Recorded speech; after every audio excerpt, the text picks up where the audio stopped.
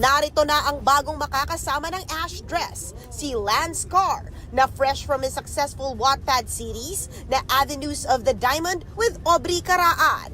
Magiging parte si Lance ng highly anticipated Ash dress movie na Minamahal, 100 bulaklak para kay Luna.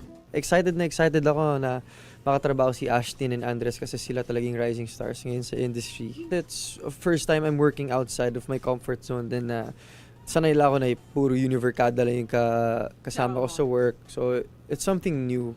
I'm really excited na makatrabaho ang mga arguably sila ata yung mga one of the sikat talaga ngayon na.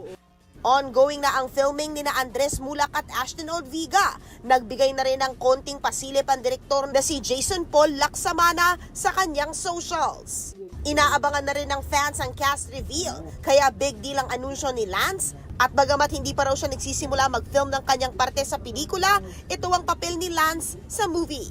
Character name ko is Eugene. Are you gonna be a love triangle there? Abangan nyo na lang. Abangan na ang Minamahal, 100 bulaklak para kay Luna, this September 24 in cinemas.